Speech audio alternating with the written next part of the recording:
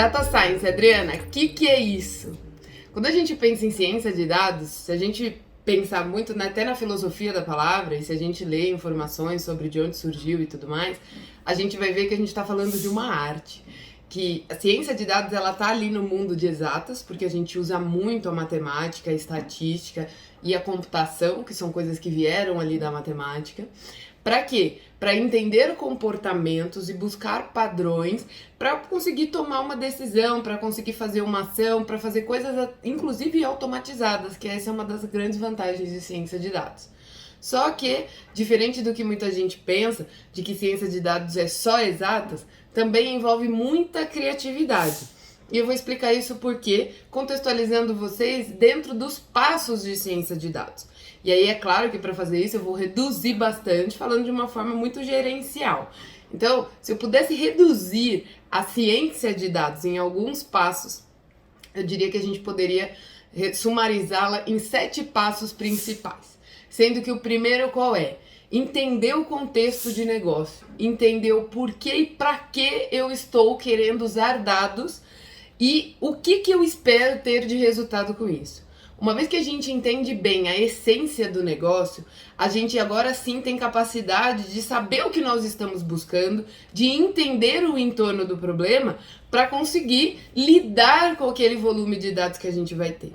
Então, uma vez que o nosso objetivo está bem definido, a gente vai para o segundo passo, que são acessar fontes de dados. E no momento que a gente pensa nisso, para nossa surpresa, talvez, para alguns, esses dados eles não estão em um lugar só. Muitas vezes eles estão armazenados em sistemas diferentes e de forma diferentes. E aí, nesse momento que a gente entra com uma capacidade dentro de ciência de dados, que é a de manipulação de dados, a de acessar dados e a de se preocupar com a qualidade de dados. E aí, nesse segundo passo, é o momento, então, das conexões. Só que as bases de dados, elas estão em lugares diferentes, em formatos diferentes. E eu vou precisar trazer tudo isso para uma tabela única, que a gente chama de ABT, Analytical Base Table.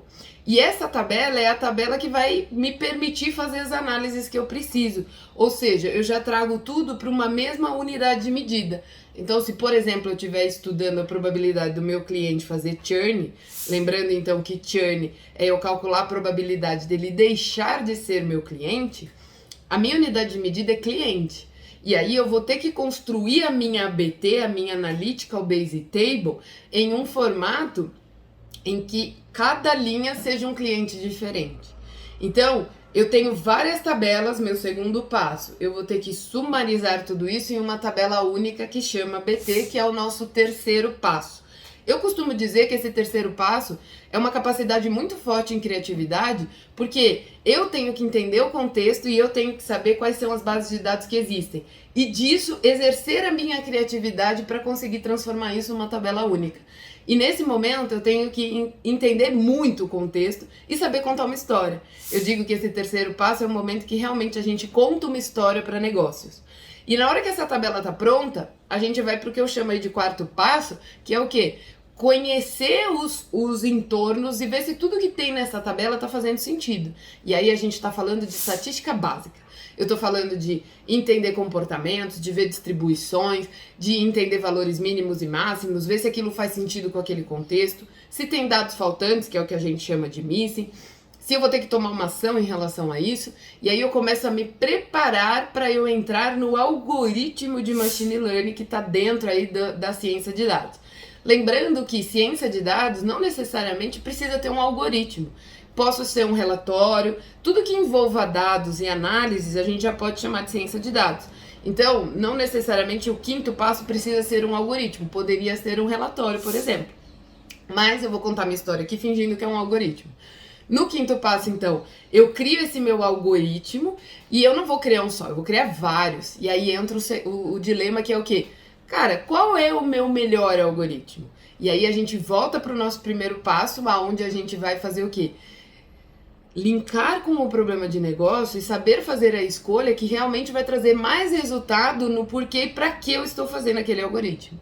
Feito isso, escolhe-se então o melhor e aí a gente vai pro sexto passo, que é: escolhi o meu melhor, agora eu preciso vender o peixe, eu preciso convencer as pessoas de que esse algoritmo funciona. E aí, nesse momento, a gente volta para um skill também muito importante dentro da ciência de dados, que é comunicação. E aí, a gente pode falar, por exemplo, de storytelling com dados. Como é que eu consigo contar uma história que vai fazer sentido para uma outra pessoa, para uma área de negócio, baseada em dados? E uma vez que eu vendi esse peixe e todo mundo aprovou, então agora eu vou pro último e o sétimo passo, que é o quê? Colocar em produção. E esse é um ponto importante em ciência de dados. Ciência de dados tem muita filosofia da automação, de criar produtos.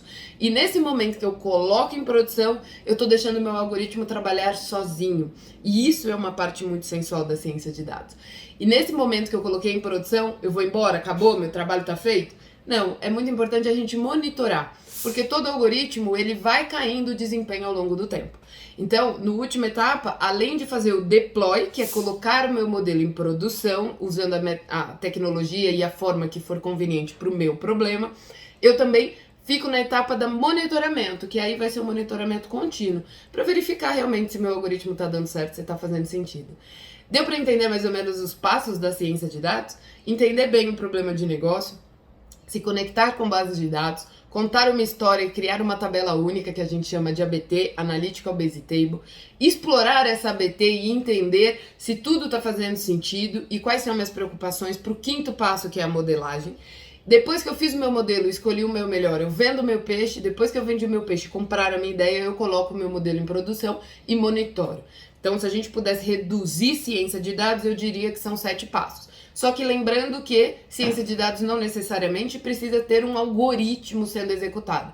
Poderia ser um relatório e colocar esse relatório em produção seria deixar ele automatizado para ficar trazendo a informação nova e me mostrando os insights gerados no dia a dia. Então, espero que você tenha gostado e que tenha entendido e que esse glossário esteja sendo bem útil para você e para o seu trabalho. Um beijo, muito obrigada e até a próxima!